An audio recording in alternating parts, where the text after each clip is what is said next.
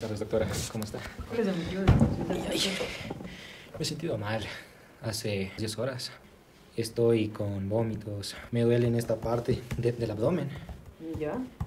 Y tal vez... me siento mareado. ¿Y cómo es su dolor? ¿Es un cólico, es punzante, le arde? O sea, empezó suave, pero ahorita está bien intenso.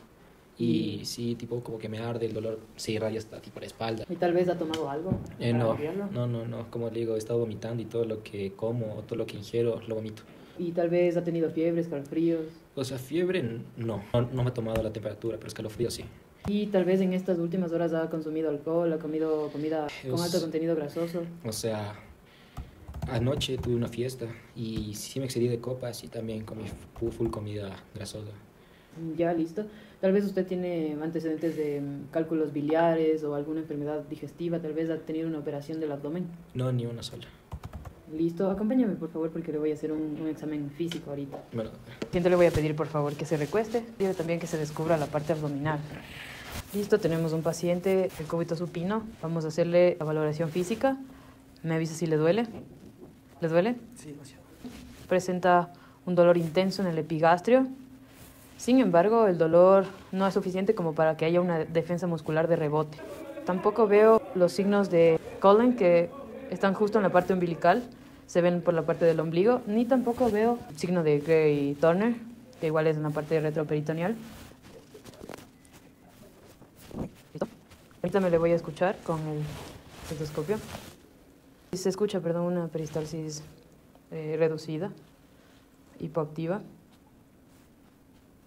Listo, paciente, gracias. Acompáñame, por favor. Paciente, de acuerdo a los síntomas que usted dice que ha tenido durante este último lapso de tiempo y de acuerdo al examen físico también, veo necesario que realicemos unos exámenes de laboratorio de inmediato, asimismo como una tomografía computarizada, y apenas tenga los resultados, por favor, acuda de inmediato a mi consultorio. Me han llegado los resultados de su laboratorio y aquí nos vamos a fijar en dos enzimas que son muy importantes, que son secretadas por el páncreas, que son la amilasa y la lipasa. Nosotros tenemos varios criterios, que son en específico 3. Y el primero es cuando usted no puede tolerar nada que ingrese por la boca en alimento y líquidos. Y eso usted refiere que sí lo tiene. También en los estudios de laboratorio veo que están hasta triplicados los valores normales. Se puede evidenciar que su páncreas está agrandado, no tiene bordes específicos y eso nos demuestra que algo está funcionando mal en su páncreas. Entonces, por favor, acompáñeme acá. Bueno, paciente, como le acabo de explicar con sus exámenes y todo, y de acuerdo a la anamnesis, que son los síntomas que usted ha tenido en este tiempo, su dolor epigástrico que se irradia hacia la espalda, también los vómitos y todos los hallazgos que hemos descubierto, nos indica que usted tiene una pancreatitis aguda. Y bueno, le explico un poquito sobre el páncreas, que es un órgano que está localizado en el retroperitoneo. Tiene dos funciones, exócrinas y endócrinas. Dentro de las exócrinas es que este secreta enzimas digestivas que van por un conducto.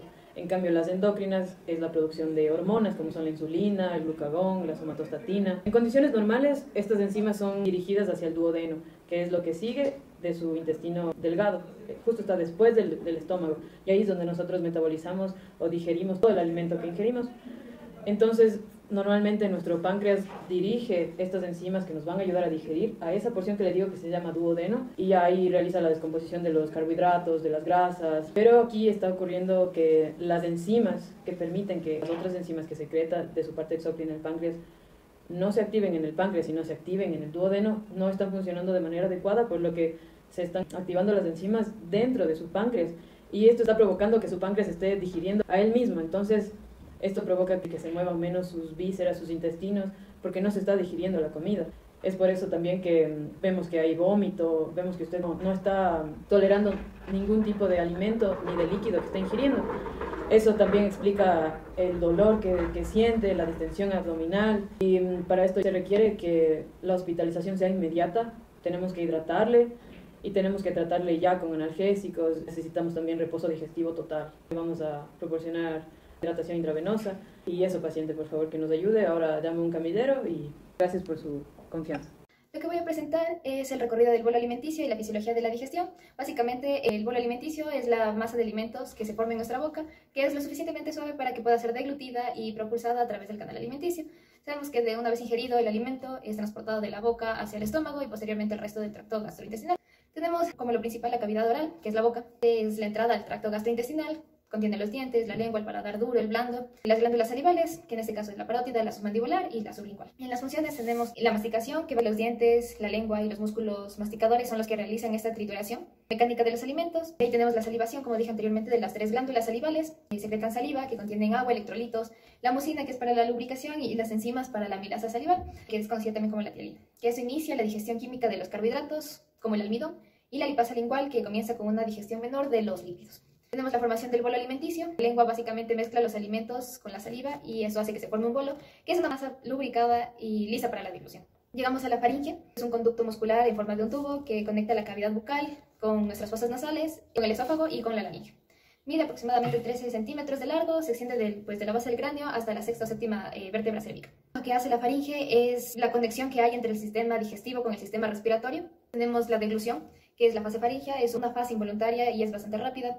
Cuando hay un contacto con el bolo, pues las paredes de la faringe se estimulan, los receptores también para activar el centro de la deglución. El paladar blando lo que hace es se eleva para así bloquear que la comida no se vaya para las fosas nasales, y la epiglotis se cierra para que también no se vaya al sistema respiratorio. En el esófago lo que tenemos es que es un tubo muscular de aproximadamente 25 centímetros de longitud, se extiende de la faringe hacia el estómago, atravesando el tórax y el diafragma.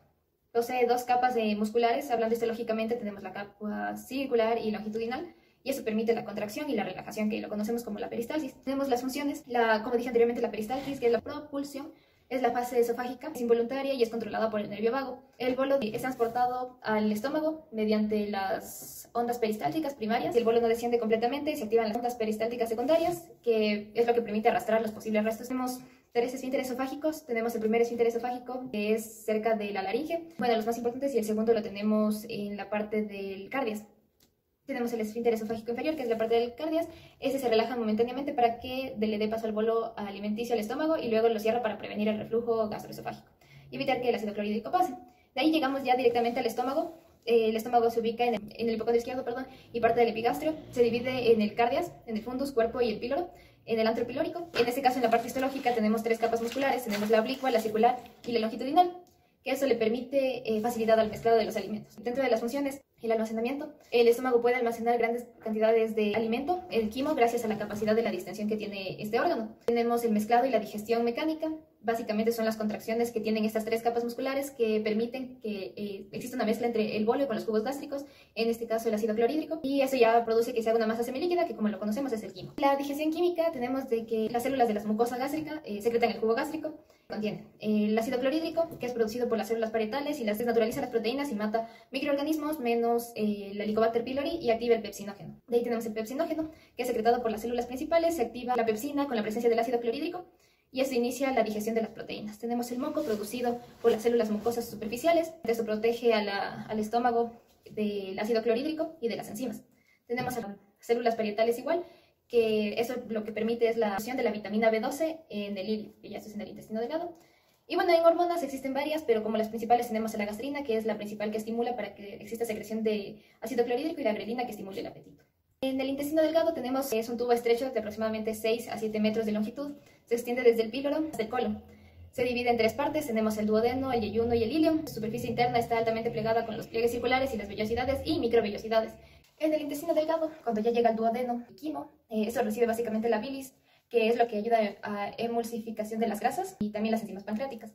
Aquí pasa al yeyuno y al ilium, donde se absorben los nutrientes como los monosacáridos, los aminoácidos, los ácidos grasos, y eso permite que exista una alta superficie de absorción por las vellosidades y las microvellosidades.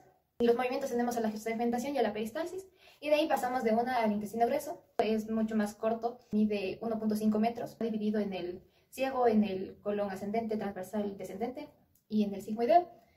Lo que ayuda aquí es la absorción de agua y electrolitos, forma las heces, y tenemos a la microbiota intestinal, que es la que fermenta la fibra y produce la vitamina K y también el complejo B. De aquí llegamos al recto y al ano. Tenemos que el recto es el que almacena las heces. Tenemos el esfínter anal interno, que es involuntario, y tenemos el esfínter anal externo, que es voluntario, que es lo que nos permite a la hora de la defecación, y esto es pues la eliminación controlada del material no digerido.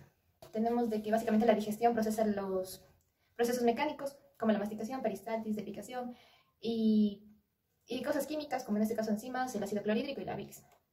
Esto convierte los alimentos en nutrientes absorbibles y elimina lo que no nos sirve. Y ya. La pared del estómago está compuesta por cuatro capas características del tracto gastrointestinal, que son la mucosa, la submucosa, el músculo externo y la adventicia. Cuando hablamos de la mucosa, nos referimos a que esta está compuesta por un epitelio cilíndrico simple, también contiene una lámina propia y la muscular de la mucosa.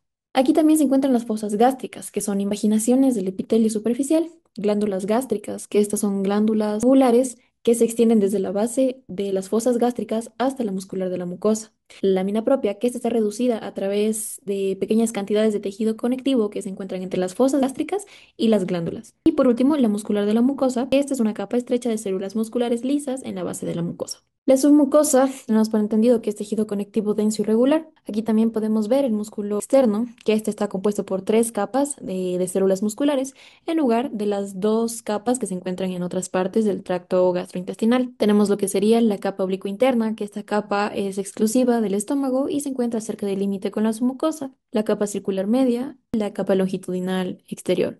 Y por último, tenemos el tejido conectivo irregular laxo, que sería la adventicia. En cuanto a las secreciones digestivas, en el estómago se liberan ácidos clorhídricos y pepsinógenos que se activa la pepsina en el ambiente ácido, iniciando la digestión de proteínas. También se secreta moco para proteger la mucosa del ácido.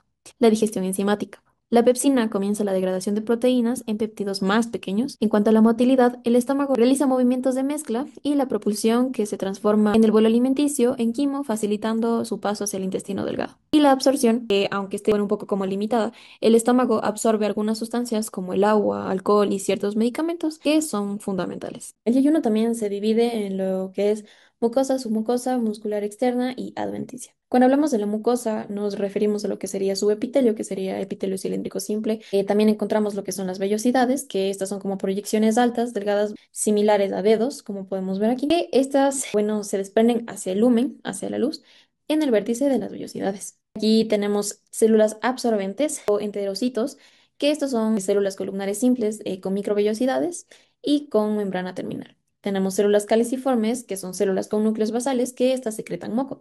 También tenemos lo que son las criptas, que son glándulas intestinales, estas de aquí. En la base de las vellosidades tenemos las células de Paneth, que son células fuertemente eosinófilas en las criptas, que son estas de aquí. Células madres, que son todas las células epiteliales intestinales que surgen de las células. Tenemos lo que es la lámina propia, que este es tejido conectivo laxo que se sostiene el epitelio y forma el núcleo de las vellosidades. Tenemos la muscular de la mucosa, que esta sostiene el epitelio y las vellosidades de la submucosa. La submucosa es nada más que tejido conectivo denso y regular.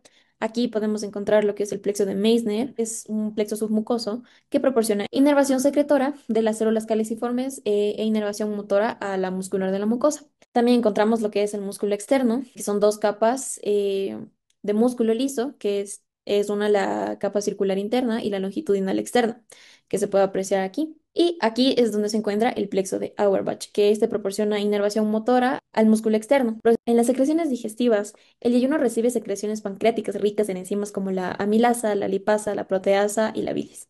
Esta proveniente del hígado, esta ayuda a emulsificar las grasas.